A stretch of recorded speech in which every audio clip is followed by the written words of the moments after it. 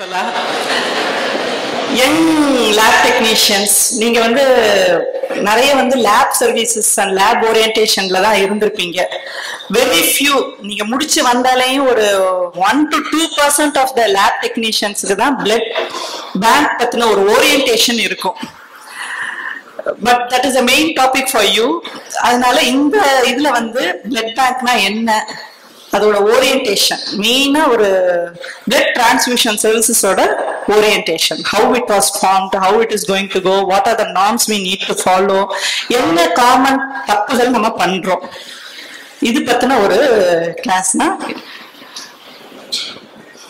So this is why this topic has been selected. First, historical aspects.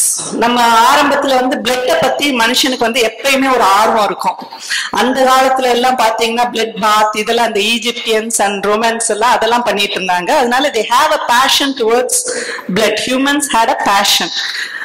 15th centuryல தான் first known blood transfusion. blood போட்டா ஒரு terminal இல் பேஷண்ட்டை காப்பாற்ற முடியும் அப்படின்ற ஒரு ஐடியா இருந்தது. அதபடி அந்த போப் வந்து he was a very famous person. அவரை டெர்மினல் இல்ல இருந்தப்ப ஒரு யங் பிளட் அது வந்து it may rejuvenate and make him alive அப்படின்ற ஒரு கான்செப்ட்ல ஒரு 10 யங் லெஸ் தேன் 10 இயர்ஸ் ஒரு 3 லெஸ் தேன் 10 இயர்ஸ் பசங்களை பிடிச்சு they were bled and the Pope was transfused and all of them died in this transfusion and அது வந்து ஒரு பெரிய பிக் ரோர் இருந்தது.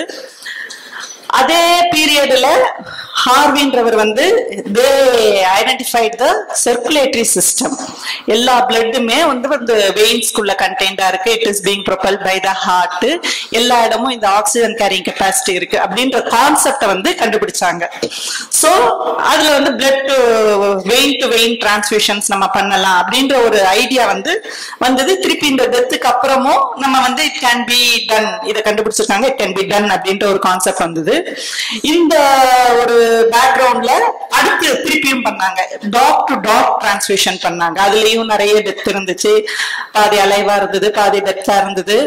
ஒரு ஒரு ஒரு கிளாரிட்டி இல்லாமலே அந்த ஹிஸ்டரி போயிட்டே இருந்தது. அதுக்கப்புறம் ஒருக்க வந்து lab to human transfusions try பண்ணாங்க.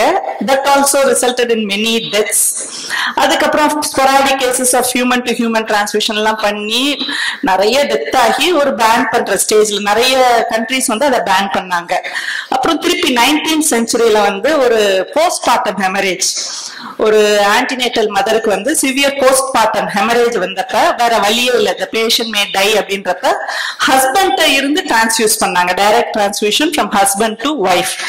இதுதான் first known case of man to man blood transfusion. அப்ப திருப்பி இது வந்து ஒரு சரி ஒரு டிரான்ஸ்ஃபியூஷன் நம்ம பண்ணலாம், இட் மே சக்சீட் அப்படின்ற ஒரு ஹோப் இருந்தது. But many of the countries at that stage banned blood transfusion.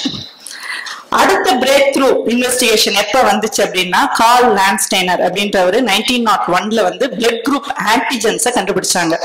That was the break through in blood transfusion services.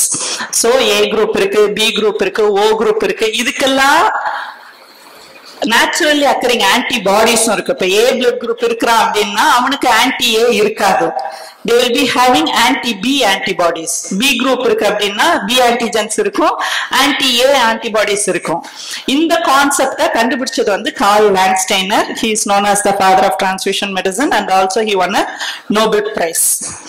இந்த circulatory system கண்டுபிடிச்சு இந்த antigens கண்டுபிடிச்சவர் there was a rapid improvement in the blood transfusion services. அடுத்து இந்த blood transfusion முந்தி எல்லாம் man to man vein to vein transfusions பண்ணிட்டு இருந்தப்போ உங்களுக்கு தெரியும் coagulation வந்து இமீடியட்டா அது கிளாட் ஆகும் blood. அப்ப அந்த டிரான்ஸ்ஃபியூஷன் செட்டில இருந்து அடுத்த பேஷண்ட்டுக்கு போறதுக்குள்ளேயே கிளாட் இருக்கும். they have to make the blood non-coagulable. So 1914ல Huston, he was a army doctor. இந்த இதை ஓவர்கம் பண்றதுக்காக he reported the use of sodium citrate, that is the anticoagulant. நம்ம வந்து immediate அது coagulation property ஓவர்கம் பண்றதுக்கு sodium citrate வச்சோம் அப்படின்னா the blood can be collected and then transfused. இந்த கான்செப்ட் வந்து 1914ல வந்துச்சு. அப்புறம் வேர்ல்ட் வேர்ல்டு வார்ஸ் வர ஆரம்பிச்சிருச்சு. வேர்ல்டு வார் 1 and 2 வந்தப்ப there was a need for the countries to save their patients, and that propelled the research in blood transfusion services. So ஒவ்வொரு கண்ட்ரியும் blood collect பண்ண ஆரம்பிச்சாங்க, ஸ்டோர் இது ஆன்டிகோயாகுலன்ட் சோடியம் சிட்ரேட்டை யூஸ் பண்ண ஆரம்பிச்சாங்க, and they started storing the blood in refrigerators.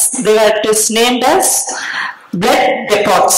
World வார்ல வந்து first world war 1 and 2ல இதை கண்டுபிடிச்சு அப்புறம் டிரான்ஸ்மிஷன் செட்ஸ் கண்டுபிடிக்க ஆரம்பிச்சாங்க, ஸ்டோரேஜ் இன் கிளாஸ் கண்டெய்னர்ஸ் கண்டுபிடிக்க ஆரம்பிச்சாங்க. ஒவ்வொரு இதுவும் ஒவ்வொரு கண்ட்ரியும் அவரவர் ரிசர்ச்ல அந்த பிளட்டை கலெக்ட் பண்ணி ஸ்டோர் பண்ணி இஷ்யூ பண்ற கான்செப்டுக்கு வந்தாங்க. It was mainly restricted to war Jones.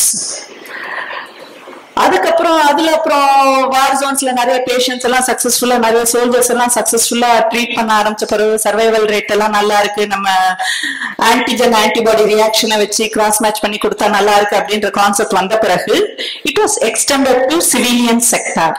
அப்பதான் பிளட் பேங்க்ஸ் நம்ம வந்து சிவிலியன் செக்டார்ல கலெக்ட் பண்ணி சிவிலியன் ஹாஸ்பிட்டல்ஸ் யூஸ் பண்ணலாம். சிவிலியன் ஹாஸ்பிட்டல்ஸ் வந்து வார் ஜோன்ஸ் ஹெமரேஜ் மாத்திரம் இல்லாம அதர் கண்டிஷன்ஸ் அதுக்கும் யூஸ் பண்ணலாம் அப்படின்ற கான்செப்ட் வந்து 1937ல வந்தது. அந்த first blood bank was established at Chicago. இந்த பேக்ரவுண்ட்ல இப்ப கரண்ட் நீட் ஆஃப் பிளட் எப்படி இருக்குன்னா, இப்ப நீட் வந்து பயங்கரமா அந்த காலத்துல வெறும் வார் ஜோன்ஸ் அண்ட் ஹெமரேஜ் இதுக்கு மாத்திரம் கொடுத்துட்டு இருந்தாங்க. இப்போ வந்து அதோட நீட் வந்து இட் ஹாஸ் எக்ஸீடட். நம்ம டெபிசிட் 2.8 மில்லியன் யூனிட்ஸ் டெபிசிட், நம்ம கலெக்ஷன் 11 மில்லியன்ஸ் இருந்தாலும் we are in a deficit of blood because of its massive utilization. நம்ம இப்ப எடுக்கலாம் கூட as usual நம்ம பலவிதம் பேபிஸ், இந்த பேபிஸுக்கையும் பிளட் உற்பத்தி பண்ற கேப்பபிலிட்டி வந்து கம்மியா இருக்கும். அப்ப வந்து அந்த ப்ரீடர்ம் பேபிஸ், ப்ரீமெச்சூர் பேபிஸ் எல்லாம் நிறைய டெத் ரேட் இருந்தது. இப்ப நம்மளோட பிளட் டிரான்ஸ்ஃபியூஷன்னால அவங்களோட சர்வைவல் ரேட்டும் கூடி இருக்கு. மேஜர் சர்ஜரிஸ், கேன்சர் பேஷண்ட்ஸ் முந்தியெல்லாம் கீமோதெரப்பி, ரேடியோதெரப்பி எல்லாமே கொடுத்து நியர் நார்மல் சர்வைவல் ரேட்டுக்கு அவங்க வந்துட்டாங்க. இதுக்கெல்லாம் மெயின் ரீசன் வந்து நம்மளோட பிளட் டிரான்ஸ்ஃபியூஷன் சர்வீசஸ் தான். அதே போல டிசீசஸ், அனீமியா, லுக்கீமியா, லிம்போமா எல்லாத்துக்குமேயும் blood transfusion plays a supportive role.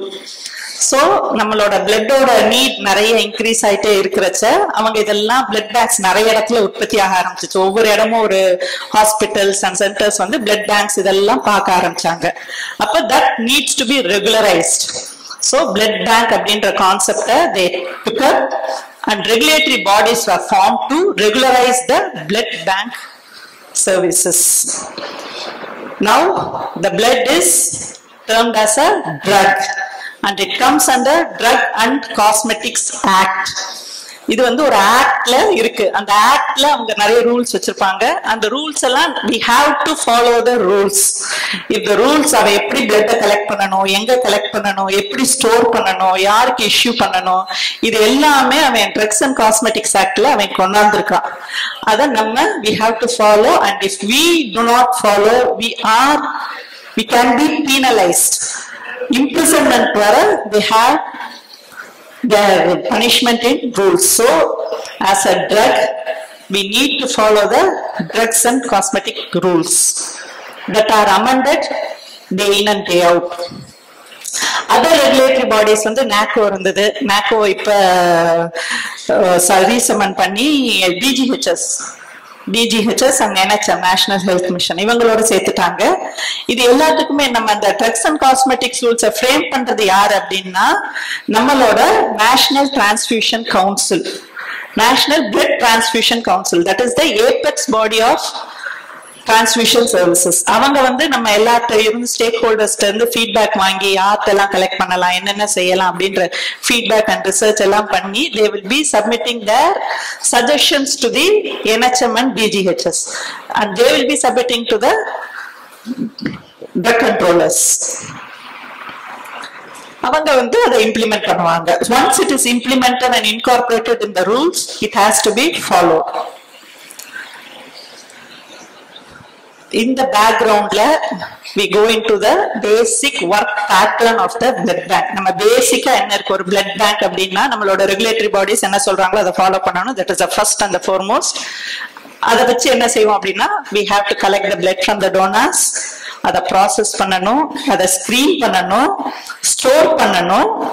Patients end users வரச்ச அவங்கள்ட்ட இருந்து பிளட் வாங்கி கிராஸ் மேட்ச் பண்ணி கம்பேட்டபிள் யூனிட்ஸ் கொடுத்து பேஷண்டோட லைஃபை சேவ் பண்றோம். That is the basic work pattern of the blood bank. First collection of blood, otherwise known as blood donation process.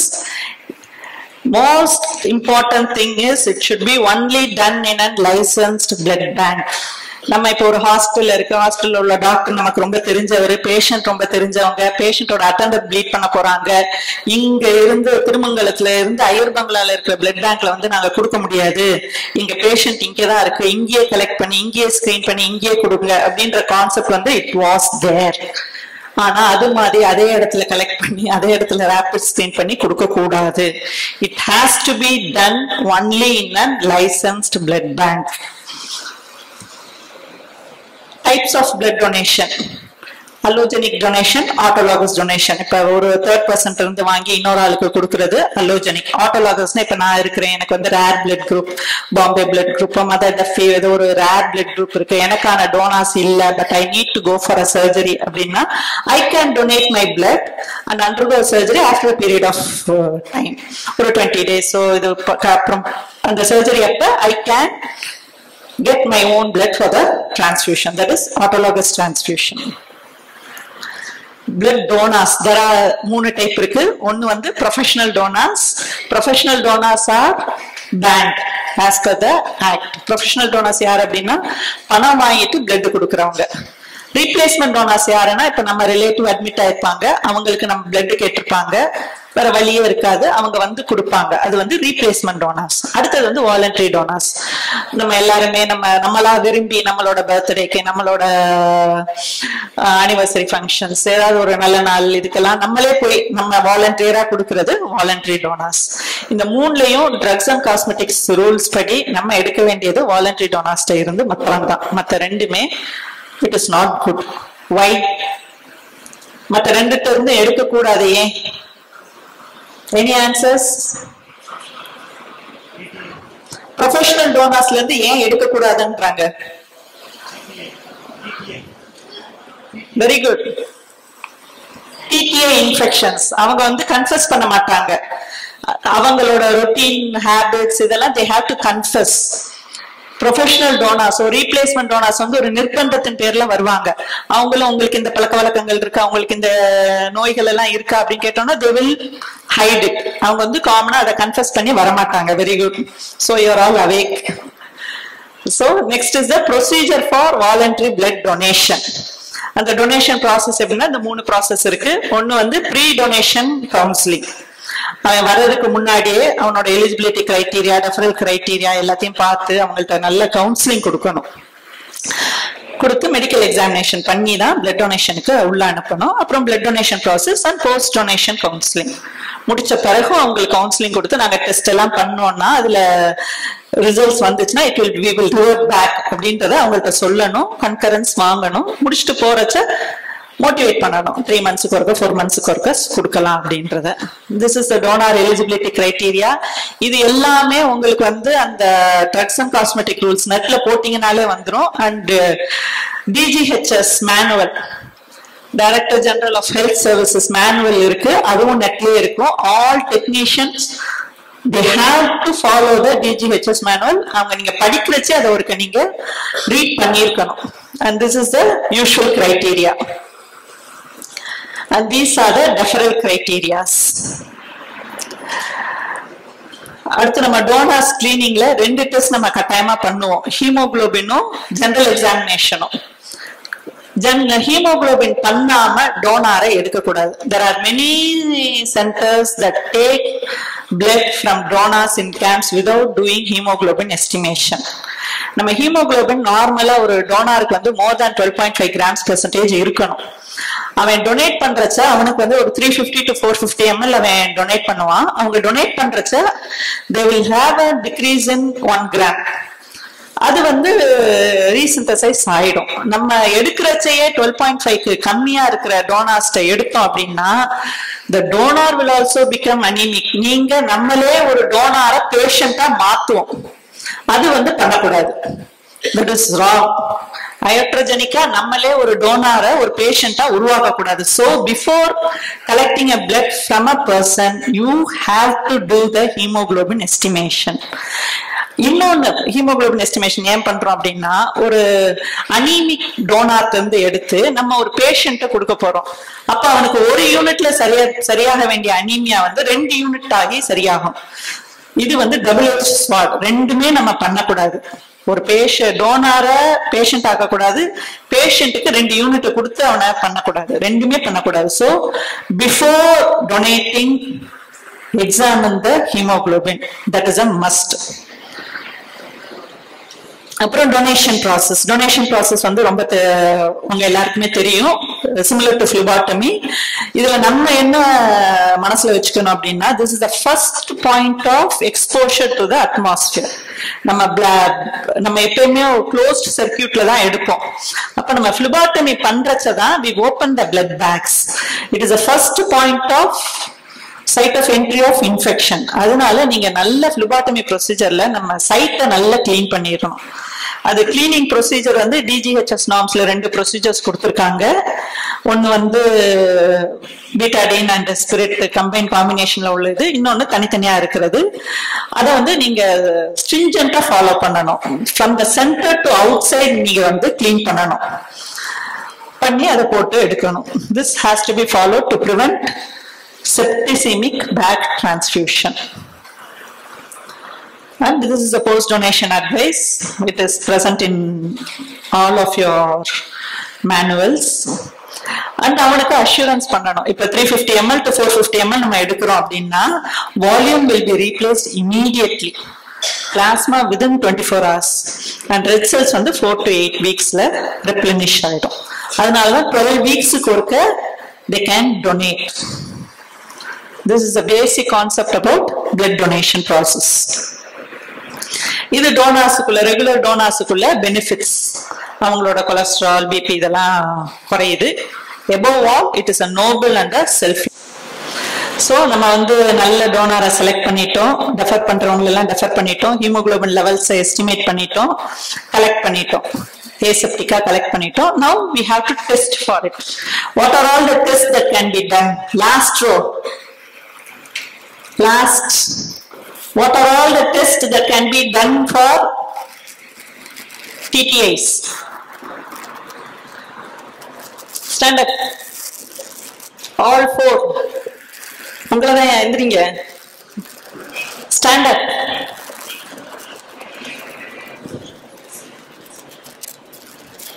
The last one. And the last எந்திரிக்க சொல்லுங்க. ஆளுக்கு ஒரு DTI screening சொல்லுங்க. எந்திரிங்கயா. ஆளுக்கு ஒரு டிடிஐ ஸ்கிரீனிங் டெஸ்ட் சொன்னீங்கன்னா நிப்பாட்டிடலாம். அந்த லாஸ்ட்ல இருந்து 3வது இருக்கிற அந்த கேங்.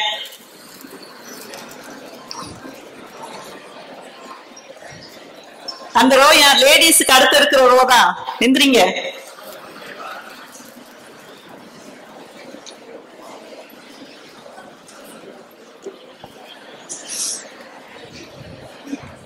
அந்த ரோதா நீங்க நிக்கிற ரோதா சார், லாஸ்ட் இது.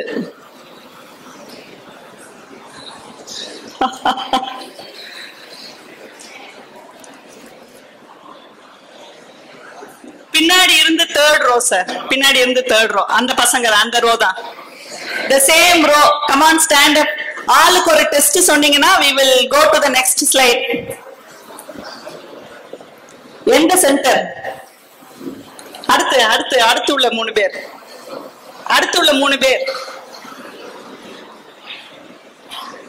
எந்த சென்டர்யா?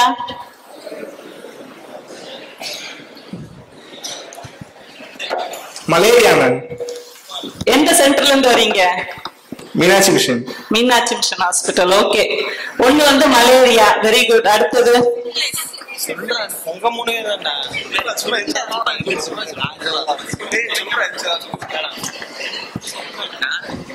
தெரிஞ்ச டெஸ்ட் தான். சொல்லுங்க, சும்மா சொல்லுங்க. HIV 1-2 ma'am. Very good. அடுத்தது syphilis. Very good. Malaria, HIV, syphilis. இன்னும் ரெண்டு தான் இருக்கு. சும்மா சொல்றேன். HBSS. Hepatitis B. இன்னும் ஒண்ணு இருக்கு, அதோட சேர்ந்து அலைடு ஹெப்படைட்டிஸ் ஒண்ணு இருக்கு.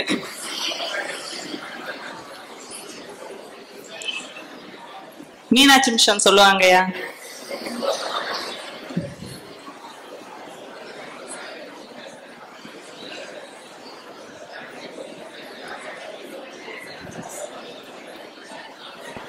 HCV ma'am. Very good. These are the 5 investigations we do. HIV 1, 2, hepatitis B, hepatitis C, VDRL, malaria. இத பண்றதுக்கு வந்து நிறைய டெக்னிக்ஸ் இருக்கு. First and foremost is rapid, அடுத்து எலிசா, ஈக்ளையா. அடுத்த ஃபைனல் இன்வெஸ்டிகேஷன் வந்து NAT, that is not mandatory but it can be done. இந்த மூணுல ஒண்ணு வந்து it is mandatory for all testing. இத பண்ணிட்டு நம்ம இன்னும் டபுள் செக் பண்ணணும் அப்படின்னா NAT போய்க்கலாம். But basic is either of the one in the 3. இந்த ஒவ்வொரு டெஸ்ட்டுக்கு என்ன வித்தியாசம் இருக்கும்னா அதோட விண்டோ பீரியட் குறையும். 3rd generation, 4th generation ரேபிட்ல விண்டோ பீரியட் கூட இருக்கும். நம்ம ஹையர் டெக்னாலஜி போக போக விண்டோ பீரியட் குறையும். whatever it is, whatever methodology you select, நீங்க ரேபிட் போடலாம். as per norms வந்து நம்ம ரேபிட் போடலாம். ஆனா ரேபிட் வந்து it has to have, நீங்க அந்த ஒரு டெஸ்ட் ரன் பண்றீங்க அப்படின்னா ஒரு கண்ட்ரோல் போட்டு தான் ரன் பண்ணணும். அதே போல அந்த கிட்டுக்குள்ள specifications, national blood transfusion council வந்து they have released specifications for procurement of kit and for testing. Rapid வாங்கினாலும் சரி, ஈக்ளையா வாங்கினாலும் சரி, அந்த ஸ்பெசிபிகேஷன்ஸ் அது வந்து கம்ப்ளை ஆகுதா அப்படின்றத நம்ம பார்க்கணும். and controls should be run for each test. so that is about the TTI screening and processing of blood. processing ஏன் பண்றோம்? இப்ப என்னென்ன ஒரு பிளட்ல என்னென்ன காம்போனன்ட்ஸ் இருக்கு? what are all the components in blood? RBCs, WBCs, platelets, plasma. very good. so நம்ம இப்படி 4 component இருக்கு. அப்ப 4 காம்போனன்ட்டையும் நம்ம அப்படியே ஒரே ஹோல் பிளட்டா கொடுக்கிறது வந்து வேஸ்ட். இப்ப நம்ம ஃபர்ஸ்ட் பார்த்த மாதிரி நம்ம கேன்சர் பேஷண்ட்ஸ்க்கு எல்லாம் பிளேட்லெட்ஸ் முதல்ல குறையும். அப்ப பிளேட்லெட்ஸ் தான் அவனுக்கு வேணும். நம்ம அடிபட்டு வர பேஷண்ட்ஸுக்கு எல்லாம் வந்து பேக் செல்ஸ் வேணும். அடுத்தது வந்து WBCs, நம்ம ரொம்ப இன்ஃபெக்ஷன் ரேட் கூட இருக்கிறவங்க, இம்யூனோ காம்ப்ரமைஸ்டா இருக்கிறவங்களுக்கு எல்லாம் WBC சேர்த்தணும். கோயாகுலேஷன் ஃபேக்டர் டெஃபிஷியன்சிஸ், நம்ம பிளாஸ்மால கோயாகுலேஷன் ஃபேக்டர்ஸ் தான் நிறைய இருக்கு, அவங்களுக்கு வந்து பிளாஸ்மா ஏற்றணும். இப்படி ஒவ்வொரு டிசீஸே வெவ்வேறு டிசீஸா இருக்கிறச்ச நம்ம ஹோல் பிளட்டை கலெக்ட் பண்ணி ஹோல் பிளட்டாவே கொடுக்கறது வந்து வேஸ்ட். அதை வந்து அந்தந்த காம்போனண்டா மாத்தி அந்தந்த பேஷண்ட் கொடுக்கறது தான் rational utilization of blood, and that we have to follow. so ஒரு blood எடுக்கிறோம், அதை 3ஆ பிரிக்கிறோம். பேக் செல்ஸ் தனியா பிரிக்கிறோம், பிளேட்லெட்ஸ் தனியா பிரிக்கிறோம், FFP fresh frozen plasma தனியா பிரிக்கிறோம். WBC வந்து இன்னும் நம்ம இதுல அப்ரூவ் ஆகல, but other countries are doing. அதே போல ப்ரிப்பரேஷன் ப்ராசஸும் 2 இருக்கு. ஒன்னு PRP மெத்தட் இருக்கு, பஃபிகோட் மெத்தட் இருக்கு. எல்லாமே டீடைல்டா உங்களோட DGHS மேனுவல்ல இருக்கு. இதுல நம்ம மெயினா பார்க்க வேண்டியது வந்து it has to be processed within 6 hours.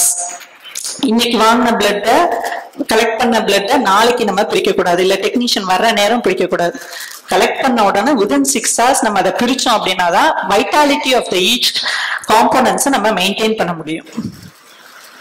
and this is our center with a cryofuge. so நம்ம அதை கலெக்ட் பண்ணிட்டோம், நல்ல டோனர் எல்லாம் செலக்ட் பண்ணி ஏசெப்டிக் மெத்தட்ல கலெக்ட் பண்ணிட்டோம், ப்ராசஸ் பண்ணிட்டோம், ஸ்கிரீன் பண்ணிட்டோம், 3ஆ பிரிச்சிட்டோம், ஸ்கிரீனும் பண்ணிட்டோம். இப்போ வந்து அதை ஸ்டோர் பண்ணணும். இதுவரை 6 hours பண்ணிட்டோம். 6 hours அதை வந்து அந்தந்த ஸ்டோரேஜ் டெம்பரேச்சர்ஸ் ஒவ்வொரு காம்போனன்ட்டும் வெவ்வேறு. ஃபர்ஸ்ட் வந்து whole blood and packed red blood cells. இதை ஸ்டோர் பண்ற எக்யூப்மெண்ட் பேரு பிளட் பேங்க் ரெஃப்ரிஜரேட்டர். டெம்பரேச்சர் வந்து 2 to 8 hours ஸ்டோர் பண்ணலாம். இது depending upon the anticoagulant used. CPDA அப்படின்னா 35 days, SAGM higher end of anticoagulant அப்படின்னா 42 days வர, depending upon the blood bag we use. அத நம்ம வந்து expiry storage days கூட்டிக்கலாம். அடுத்து வந்து பிளாஸ்மா. பிளாஸ்மாவை வந்து ஃப்ரெஷ் ஃப்ரோசன் பிளாஸ்மா. ஃப்ரெஷ் ஏன்னா விதின் 6 hours நம்ம அதை பண்றோம். 6 hours-க்குள்ள அதை ஃப்ரீஸ் பண்ணாதான் it is called fresh frozen plasma. இதுக்கு டீப் ஃப்ரீசர்ஸ் -40 degree, இது 1 year வரை ஸ்டோர் பண்ணலாம். நம்ம இதை இமீடியட்டா இதை ஃப்ரீஸ் பண்ணி வச்சோம்னா தான் அதோட கோயாகுலன்ட் ப்ராப்பர்ட்டிஸ் வந்து மெயின்டைன் ஆகும். நம்ம டிலே ஆக அதோட கோயாகுலேஷன் ஃபேக்டர்ஸ் வந்து டிகிரேட் ஆகிட்டே போகும். அடுத்து பிளேட்லெட்ஸ் வந்து ரொம்ப சின்ன செல்ஸ். அது வந்து அதையும் இமீடியட்டா 6 hours-க்குள்ள டெம்பரேச்சர் வந்து 22 degrees-ல தான் அதை நம்ம வந்து ப்ராசஸ் பண்ணணும். டெம்பரேச்சர் குறைஞ்சிருச்சு அப்படின்னா நம்ம 2 to 8 எல்லாம் வச்சோம் அப்படின்னா that will be degenerating rapidly. So platelets நீங்க எடுக்கணும் அப்படின்னா டோனரை கலெக்ட் பண்ணணும், ப்ராசஸ் பண்ணணும், and it should be kept immediately in a platelet agitator at 22 degrees centigrade. This is a picture reflecting the temperature of each components. கடைசி வந்து cryoprecipitates எதுல இருந்து ப்ரிப்பேர் பண்ணுவோம் அப்படின்னா நம்மளோட FFP-ல இருந்து டாப் பண்ணி ப்ரிப்பேர் பண்ணுவோம். சோ இப்ப வர நம்ம வந்து டோனார்ஸை செலக்ட் பண்ணிட்டோம், ப்ராசஸ் பண்ணிட்டோம், எல்லாமே பண்ணி ஸ்டோர் பண்ணி வச்சிருக்கோம். we are ready for issuing to the end user. ஒரு உயிரை காப்பாத்துறதுக்கு நம்ம தயாரா இருக்கோம். Then comes the compatibility testing. Compatibility testing na நம்ம பேஷண்ட்டுக்கு ஏற்ற பிளட் வந்து கம்பேட்டபிளா இருக்கா அப்படின்றது compatibility testing. இதோட மெயின் பர்பஸ் என்ன அப்படின்னா நம்ம ஏத்த போற பிளட் வந்து சர்வைவ் ஆகணும், நம்ம ஏத்துறதுக்கான மோட்டோவை ரீச் பண்ணணும். இப்ப அனிமிக் பேஷண்ட் இருக்காங்க அப்படின்னா இந்த பிளட் செல்ஸ் போய் நம்ம ஏத்த போற பிளட் செல்ஸ் வந்து ஆக்சிஜனை கேரி பண்ணி அவனை காப்பாற்றணும். So it has to have a acceptable survival. ஒரு 120 நாள் நம்ம பிளட்ல இருக்கு அப்படின்னா டிரான்ஸ்ஃபியூஸ் பண்ண நாள் குறைஞ்சது ஒரு 80 நாளாவது இருக்கணும். அடுத்து will not cause destruction of the recipient red cells. இப்ப பிளாஸ்மா எல்லாம் ஏத்துறோம் அப்படின்னா அவன்கிட்ட ஆன்டிபாடிஸ் இருக்கும், அந்த ஆன்டிபாடிஸ் போய் அவனோட ரெட் செல்ல தாக்கிடக்கூடாது. நம்ம ஏற்ற ரெட் பிளட் செல்ஸும் வயபிளா இருக்கணும், நம்ம ஏற்ற ப்ராடக்ட் அவனோட ரெட் செல்ஸையும் தாக்கிடக்கூடாது. இதுதான் this is the Moto behind fusion testing. So இதுக்கு என்னென்ன ப்ரொசீஜர் இருக்கு அப்படின்னா ஏபிஓ குரூப்போட ரெசிபியன்ட்டை பார்க்கணும். நீங்க எத்தனை தடவை நீங்க பிளட் குரூப் பார்த்துருந்தாலுமேயும் ஒரு கம்பேட்டபிலிட்டி டெஸ்டிங் வரச்சா you have to repeat it. ஏன்னா பேஷண்ட் அவங்க மாத்தலாம், சாம்பிள் மாறலாம். So better to repeat the grouping of the recipient sample, grouping of the donor sample, and irregular antibodies. Irregular antibodies பத்தி யாருக்காவது தெரியுமா? Anyone? இப்ப நம்ம வந்து naturally occurring antibodies பார்த்தோம். Naturally occurring antibodies எதெல்லாம்? Pertaining to blood transfusion service. Meenakshi mission சொல்லுவாங்க இந்த தடவை.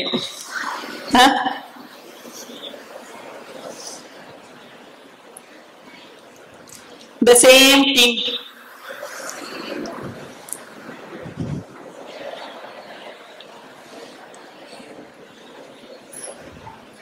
Unexpected antibodies are irregular antibodies.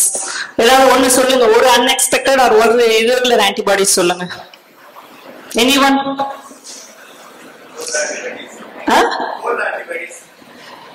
No, that doesn't come under unexpected antibodies.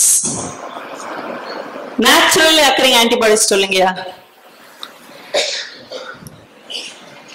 சொல்லுங்கயா. உங்க டீச்சர் வந்திருக்காங்களா?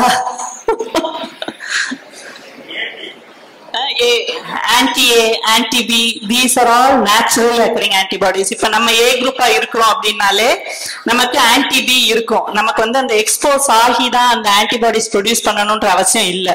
இதெல்லாம் naturally occurring antibodies. அப்ப unexpected and irregular antibodiesனா என்ன?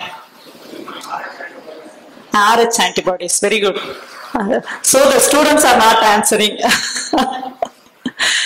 Okay, irregular antibodies are antibodies that are produced against other blood group antigens. இப்ப நமக்கு தெரிஞ்சது வந்து AB இது மாத்திரம் தான் தெரியுது. அது தவிர நூற்றுக்கணக்கான ஆன்டிஜென்ஸ் இருக்கு. blood group systems கிட்டத்தட்ட ஒரு 30 to 40 blood group systems இருக்கு. இத்தனை ஆன்டிஜென்ஸ் இருக்கு. இப்ப நம்ம வந்து அது எல்லாத்துக்குமே கம்பேட்டிபிலிட்டி டெஸ்டிங் பார்க்கிறது கிடையாது. நம்ம ஒரு பிளட்டை ஏத்துறோம் அப்படின்னா இந்த மைனர் பிளட் குரூப் ஆன்டிஜென்ஸுக்கு எக்ஸ்போஸ் ஆகிற பேஷண்ட்ஸ் வந்து they can form antibodies against these minor blood group antigens like D antigens, positive negative இருக்கு இல்லையா, D antigens, C, E, கிட்டத்தட்ட ஒரு 11 high frequency antigens இருக்கு. ஸோ அந்த மாதிரி ஆன்டிபாடிஸ் அந்த பேஷண்ட்ஸ்ட இருக்கா அப்படின்றத we have to check. இல்லாட்டி ஒரு ஹீமோலைட்டிக் டிரான்ஸ்மிஷன் ரியாக்ஷன் வரும். அடுத்து இதை பார்க்கணும், ஐடென்டிஃபை பண்ணணும் இரெகுலர் ஆன்டிபாடிஸ் இருக்கான்னு. அதுக்கப்புறம் அதுக்கு ABO compatible, RH compatible and compatible பிளட்டை கிராஸ் மேட்ச் பண்ணி இஷ்யூ பண்ணணும். இஷ்யூ பண்றச்ச ப்ராப்பரா லேபிள் பண்ணி பண்ணணும். This is a procedure for compatibility testing. இதோட பிரின்சிபல் என்ன அப்படின்னா, as you all know, it is an antigen antibody reaction. agglutination ஆச்சு அப்படின்னா it is incompatible, agglutinate ஆலைனா it is compatible. And this is the Landsteiner's law. இவ்வளவு நேரம் பேசின லா வந்து இதுதான். இதோட பேர் வந்து Landsteiner's law. And blood grouping வந்து உங்களுக்கு தெரியும் என்னென்ன டைப் ஆஃப் grouping இருக்கு. ஃபார்வர்ட் அண்ட் ரிவர்ஸ் grouping பண்ணிருக்கீங்களா? ரிவர்ஸ் grouping எத்தனை பேர் பண்ணிருக்கீங்க? ஃபார்வர்ட் grouping பண்ணிருக்கீங்க. குரூப்பை போடுவீங்க, ரெஸ்பெக்டிவ் சீரத்தை போடுவீங்க, மிக்ஸ் பண்ணி அக்ளூட்டினேஷன் இருக்கா இல்லையா அப்படின்றத பாத்துருவீங்க. இது வந்து நம்ம எல்லாத்துக்குமே தெரிஞ்சது. ரிவர்ஸ் குரூப்பிங் பாத்திருக்கீங்களா இல்லையா? எந்தெந்த சென்டர்ஸ் பாத்திருக்கு? விச் சென்டர்யா? விவேக்ஸ், நாகர்கோயில். குட். வேற?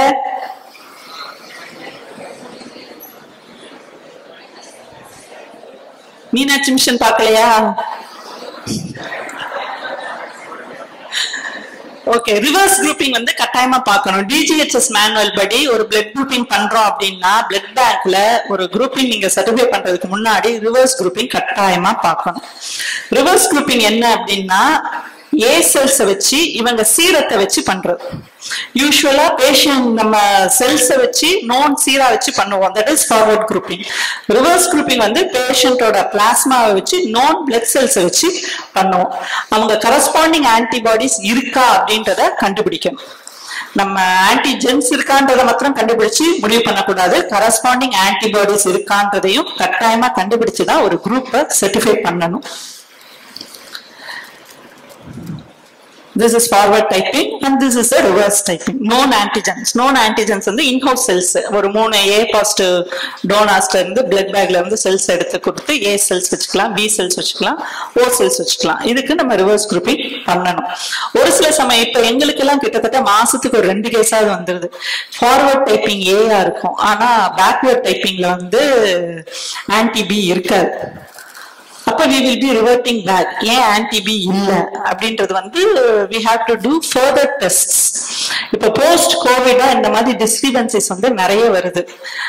திருப்பி நாங்க திருப்பி நம்ம பி ஆன்டிஜன் இருக்கா அப்படின்றத பார்க்கணும். வீக் பி ஆன்டிஜன்ஸ் வந்து இருக்கு. வீக் ஏ ஆன்டிஜன்ஸ், வீக் பி ஆன்டிஜன்ஸ் எல்லாம் they are coming now. அப்ப we have to revert back and then issue the compatible blood. அதே போல ஓ செல்ஸ் வச்சு பண்றச்சு அக்ளூட்டினேட் வந்துச்சுன்னா that is a sign of a presence of unexpected antibodies to minor blood group antigens.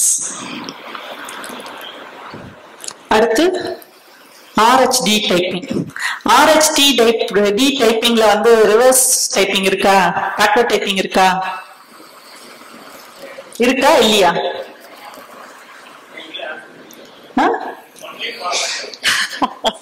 Okay, only forward typing. இது ஏன் அப்படின்னா they do not have naturally occurring antibodies. அந்த D ஆன்டிஜனுக்கு வந்து exposure இருந்தாதான் ஆன்டிபாடிஸ் ஃபார்ம் ஆகும். இதனாலதான் இந்த பாசிட்டிவ் நெகட்டிவ் இது வந்து மெயின் சிக்னிபிகன்ஸ் என்ன அப்படின்னா நம்ம வந்து ஆன்டிநேட்டல் கேசஸ்க்கு தான். அம்மா வந்து நெகட்டிவா இருப்பாங்க, பாப்பா வந்து பாசிட்டிவா இருக்கும்.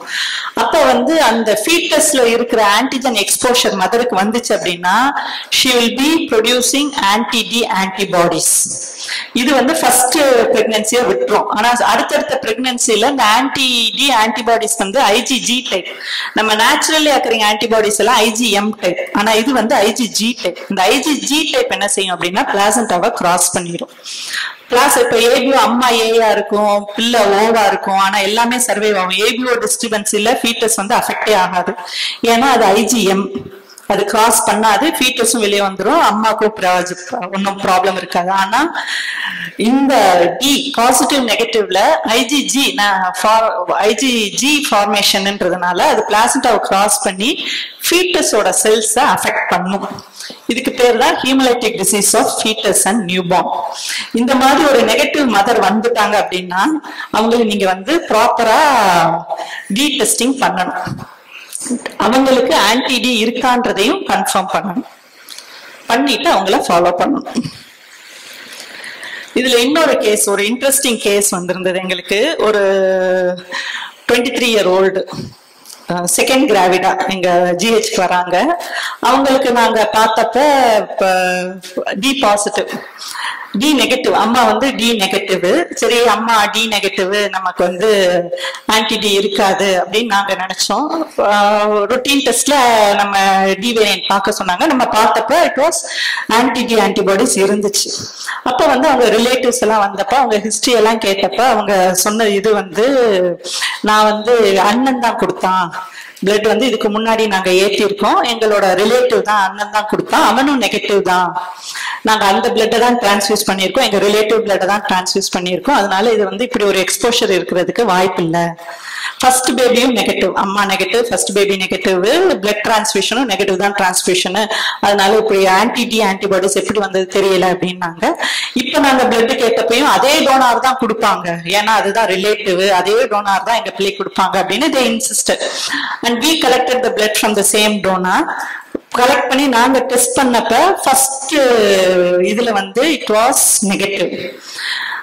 We did further testing. DGHS norm படி நம்ம ஒரு ஆன்டிடி வச்சு போட்டு நெகட்டிவ் வந்த உடனே we should not brand them as negative, especially donors.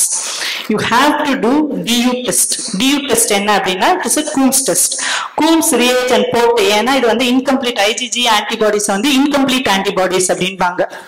அப்ப இன்கம்ப்ளீட் ஆன்டிபாடிஸை கண்டுபிடிக்கிறதுக்கு நம்ம வந்து கூம்ஸ் சீரா போட்டாதான் அது ஐடென்டிஃபை ஆக முடியும். And we identified it and we found them to be positive. அப்புறம் நாங்க அதை ரெஃபர் பண்ணி வேற ஒரு நெகட்டிவ் குரூப் கொடுத்தோம். ஸோ இது மெயின் இது என்ன அப்படின்னா நம்ம டி டைப்பிங் பண்றச்ச 2 ஆன்டிசீரா வாங்கி பார்க்கணும். நெகட்டிவ்னு நீங்க கன்ஃபார்ம் பண்ணணும் அப்படின்னா டியூ டெஸ்ட் போட்டு தான் அந்த டோனாரை நீங்க நெகட்டிவ் அப்படின்னு சொல்லணும். ஜஸ்ட் 1 டெஸ்ட்ல டோனார் இஸ் நெகட்டிவ் அப்படின்னு சொல்லி நம்ம கொடுக்க கூடாது. This is in DGHS norm and has to be followed. So next is the unexpected antibodies. இத பத்தி நம்ம ஃபுல்லா பேசிட்டோம். It is against minor blood group antigens. இந்த third போட்டிருக்கிறது தான் most common blood group antigens that can form unexpected antibodies. RH systemல DCE, CE, KIT, Duffy, MNSP, Lewis, Lutheran, இதெல்லாம் these are the blood group systems that can produce unexpected antibodies. இது வந்து ரெண்டு இது, ஒன்று வந்து haemolytic transfusion reaction and haemolytic disease of fetus and newborn. இதை நம்ம பார்க்காம கொடுத்தோம் அப்படின்னா the patient will be affected.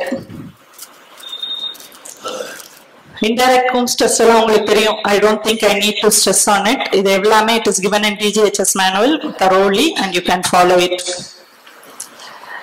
அந்த கிராஸ் மேட்சிங் கான்செப்ட் இப்ப வர நம்ம என்ன பார்த்தோம், பிளட் ஒழுங்கா குரூப்பிங் பண்ணணும், அதாவது வீக் ஏ வீக் பி இதெல்லாமும் பார்க்கணும். அதை எப்படி பார்க்கணும்னா நம்மளோட ரிவர்ஸ் குரூப்பிங் போட்டு பார்க்கணும். அடுத்து நம்ம வந்து டி டெஸ்டிங் வீக் டியையும் கண்டுபிடிக்கணும். இதெல்லாம் குரூப்பிங் பார்த்து பண்ணணும். அன்எக்ஸ்பெக்டட் ஆன்டிபாடிஸ்ன்னு ஒன்று இருக்கு, இதுவரை கண்டுபிடிச்சிருக்கோம். இப்போ அடுத்து வந்து கிராஸ் மேட்சிங், நம்ம பேஷண்டோட செல்லும் டோனாரோட செல்லும் பேஷண்டோட சீராவும் கம்பேட்டபிளா இருக்கா அப்படின்றத பார்க்கணும். இதுல வந்து மேஜர் கிராஸ் மேட்ச் இருக்கு, மைனர் கிராஸ் மேட்ச் இருக்கு. மேஜர் கிராஸ் மேட்ச் என்ன அப்படின்னா நம்ம ஏத்த போற செல்லு அவனோட ஆன்டிபாடிஸோட கம்பேட்டபிளா இருக்கான்னு பார்க்கணும். மைனர் கிராஸ் மேட்ச் அப்படின்னா நம்மளோட பிளாஸ்மா அவங்களோட செல்லோட கம்பேட்டபிளா இருக்கலாம் பார்க்கணும். ஏன்னா இந்த அன்எக்ஸ்பெக்டட் ஆன்டிபாடிஸோட நம்ம பிளாஸ்மாவை கலெக்ட் பண்ணிட்டு இருந்தோம்னா அதுவும் பேஷண்ட் கிட்ட போய் ரியாக்ட் பண்ணலாம். But that will be a minor reaction. ஏன்னா அவங்க 5 liters 6 liters இதோட நம்மளோட 200 ml பிளாஸ்மா போறச்சு it may get diluted. So major cross match is major to avoid transfusion reactions. என்னென்ன மெத்தட்ஸ்ல பண்ணலாம் அப்படின்னா ஸ்லைட், டியூப், காலம் அக்ளூட்டினேஷன். இதுல ஸ்லைட் மெத்தட்ல பண்ணக்கூடாது. The DGHS recommends tube technology. Minimum tube மெத்தட்ல தான் பண்ணணும். டியூப் மெத்தட்ல ஏன் பண்ணணும் அப்படின்னா நம்ம ஆன்டிஜன் ஆன்டிபாடி ப்ராக்சிமிட்டி வந்து நிறைய வரும். நம்ம ஸ்லைட் மெத்தட்ல அது வராது. மைனர் டிஸ்டர்பன்சஸ் எல்லாம் ஸ்லைட்ல மிஸ் பண்ணிடுவோம். டியூப்ல பார்த்தோம்னா we will be picking in that easily.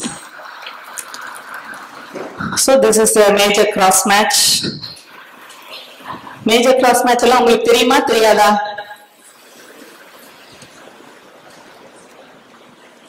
Have you seen about major and minor cross match? The basic principle தான். இவங்களோட செல்லோட ஆன்டிஜனும் அந்த கரஸ்பாண்டிங் ஆன்டிபாடியும் பேஷண்ட் இல்லைன்றத பார்க்கணும். Minor cross match the same thing, opposite plasma and the cell. And we have to Coombs cross matching is a must. நம்ம tube டெக்னிக்ல Coombs cross matching போட்டோம் அப்படின்னா தான் unexpected antibodies வந்து நம்ம கண்டுபிடிக்க முடியும். இதுல மெயின் இது வந்து நம்ம அன்எக்ஸ்பெக்டட் ஆன்டிபாடிஸ் கண்டுபிடிச்சிருப்போம், ஐசிடி போட்டிருப்போம், டியூ போட்டிருப்போம், எல்லாமே போட்டு பெர்ஃபெக்டா வச்சிருப்போம். நம்ம ஏன் கிராஸ் மேட்ச் பண்ணணும் அப்படின்ற ஒரு ஆட்டிடியூட் நமக்கு வரும். That is needed. ஏன்னா நமக்கு தெரிஞ்சு இந்த 11 செல்கான நம்ம சொல்றோம், நமக்கு தெரியாம நூற்றுக்கணக்கான ஆன்டிஜன்ஸ் நம்மளோட ரெட் பிளட் செல்ஸ் அஃபேர்ஸ்ல இருக்கு. And they can produce antigens, antibodies. இது இந்த ஒரு டிஸ்கிரிபன்சி இருக்கிறதுனால it is always best to do a Coombs cross matching in the test tube method. அதுல incompatible அப்படின்னா நம்ம கண்டுபிடிக்க முடியாத ஒரு ஆன்டிபாடிஸ் அவங்கள்ட்ட இருக்கு. The blood should not be issued. So நம்ம இஷ்யூ பண்ற blood can be either life saving or life threatening. We have to be double cautious in issuing. So this is the orientation towards இப்போ வந்து ஒரு case presentation. இது எங்களுக்கு வந்த case. I don't think you will find interesting, but anyhow எங்களுக்கு வந்து ஒரு blood transfusion request antenatal case, 30 years female, 36 weeksல வருது. ஹீமோகுளோபின் வந்து 8.8 grams. அது எப்பனாலும் டெலிவரி போகும், எங்களுக்கு வந்து பிளட் கொடுங்க அப்படின்னு வந்தது.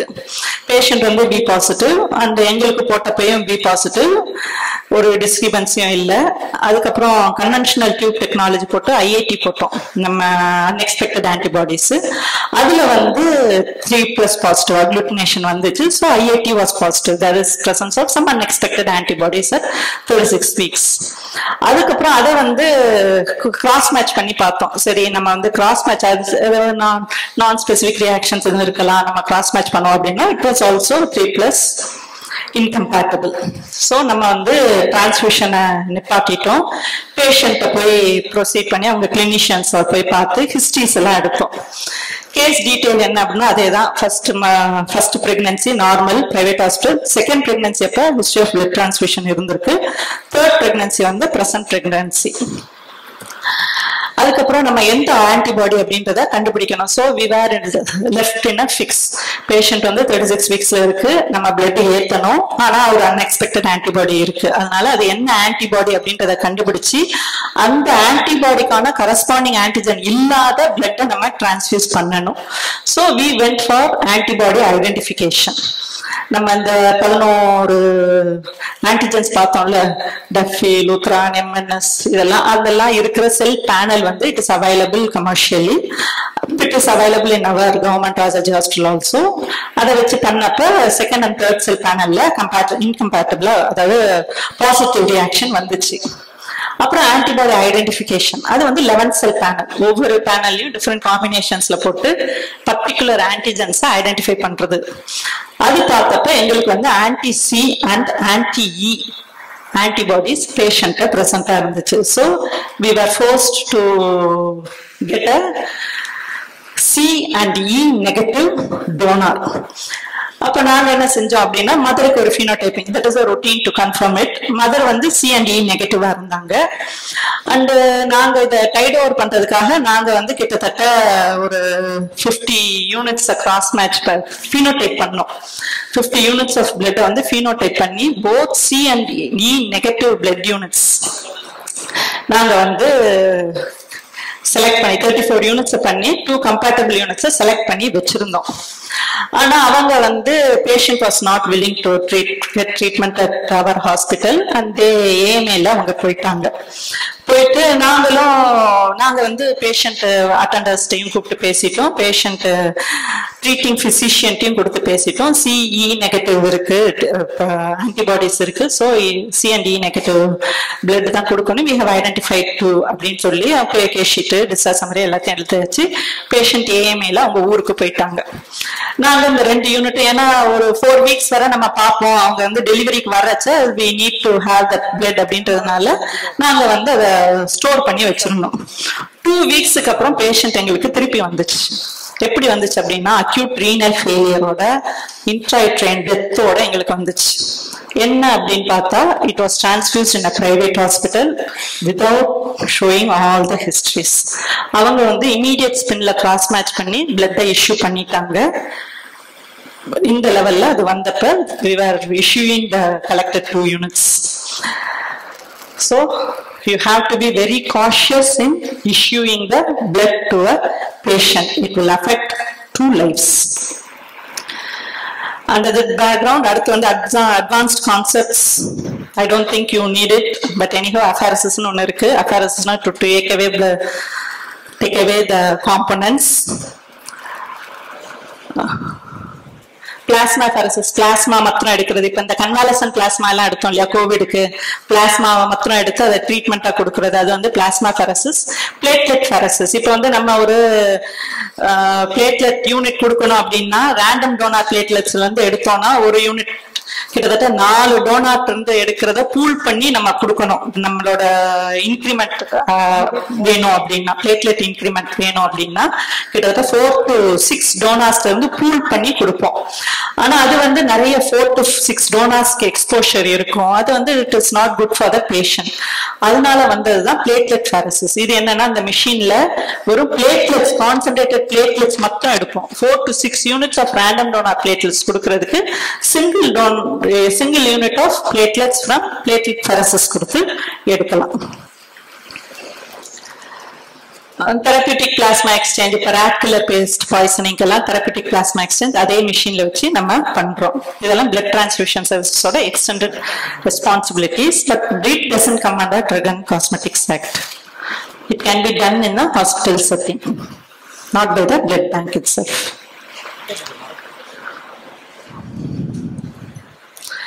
So we wish to give a brief introduction about our center from where we are coming. It is the largest blood center. It is 18,000 square feet. எங்களோட ஏரியாவே 18,000 square feet, and it is a leading blood bank. Collection more than 28,000 per year, and it is the only model blood bank in the state of Tamil Nadu. And we have a mobile bus which comes to any of the remote area to collect blood. And we also have a postgraduate course of MD Immunohematology and Blood Transfusion, which is a budding course. And we have a EKR machine for TKI screening, and also have a fully automated immunohematology analyzer to do phenotyping for minor blood group antigens. And we are also having an RFID system for tracking the blood and blood bank management software for donor updation. And our collection and storage capacity is nearly 1,500 units of blood at any point of time, and 3,000 units for FFP. எங்களோட storage capacity அவ்வளோ இருக்கும். And we issue nearly 150 to 200 units of blood and components to the patients. So in the carry home message இந்த ஒரு long ஸ்பீச்ல carry home message என்ன அப்படின்னா, நீங்க என்ன எடுத்துக்கணும் அப்படின்னா, blood வந்து it is a drug and it comes under Drug and Cosmetics Act. அவன் என்ன சொல்றானோ அதை நம்ம ஃபாலோ பண்ணணும். 18 வயசுக்கு அப்புறம் தான் கல்யாணம் அப்படின்னா 18 வயசுக்கு அப்புறம் தான் கல்யாணம். ஒரு வாரத்துக்கு முன்னாடி கல்யாணம் வச்சேன் அது நான் இதுக்கு கிடையாது அப்படின்னா, ஒரு வாரத்துக்கு முன்னாடி கல்யாணம் வச்சாலும் அது சைல்ட் மேரேஜ் தான். அதே தான் இதுவும். If it is set in an act, follow it blindly. 17 வயசு அவன் 70 கிலோ இருக்கான், நான் பிளட் எடுக்கிறேன் அப்படின்னா எடுக்காதீங்க. எனக்கு தெரிஞ்ச டாக்டர் பக்கத்துலதான் இருக்கு, பேஷண்ட்டும் டோனாரும் கிட்ட அப்படியே எடுக்கிறேன்னா பண்ணாதீங்க. Follow the norms, it will be penalised. அடுத்து டோனாரும் முக்கியம், பேஷண்ட்டும் முக்கியம். டோனார் வர்றான் நமக்கு பிளட் வேணும் அப்படின்னு நீங்க பாட்டுக்கு எடுத்து ஒரு டோனாரை பேஷண்டா மாத்தாதீங்க. டொனேட் பண்றதுக்கு முன்னாடி ஹீமோகுளோபினை டெஸ்ட் பண்ணுங்க. என்னதான் டிடிஏ ஸ்கிரீனிங் பண்ணாலும் there is a risk for each and every unit has a risk for TTA infection. நீங்க NAT போட்டாலுமேயும் there is a risk for TTA infection. அதனால ப்ராப்பர் கவுன்சிலிங் கொடுத்து இந்த ரிஸ்க சொல்லி இஷ்யூ பண்ணுங்க blood. So cross match பண்றச்ச it can save or kill the life. So be double cautious. Coombs cross match பண்ணி கொடுங்க. Donate blood and save lives. Any doubts? Thank you all for patient hearing, and also I thank that committee for giving me this opportunity. Doubts in the doubt session.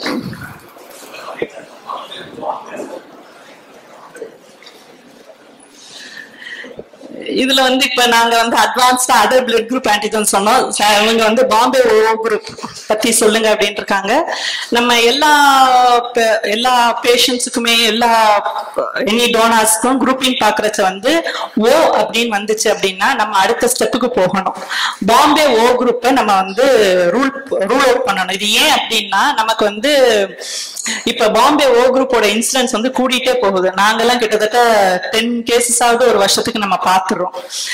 இது பாம்பே ஓ group ஏன் வருது அப்படின்னா நம்ம பேசிக்கா அந்த blood group antigen சிஸ்டம்ல H antigen அப்படின்னு ஒண்ணு இருக்கும். அதுக்கு மேலதான் ஏ ஆன்டிஜன், பி ஆன்டிஜன் இதெல்லாம் ஃபார்ம் ஆகும். அதோட பேஸ் வந்து எல்லா ஆன்டிஜன் ஃபார்ம் பாரு பேஸ் வந்து ஹெச் ஆன்டிஜன். இந்த ஓ குரூப்ல வந்து ஹெச் ஆன்டிஜன் இருக்கும். அதனால ஆன்டி ஹெச் ஆன்டிபாடிஸ் இருக்காது. இதுதான் நார்மல்.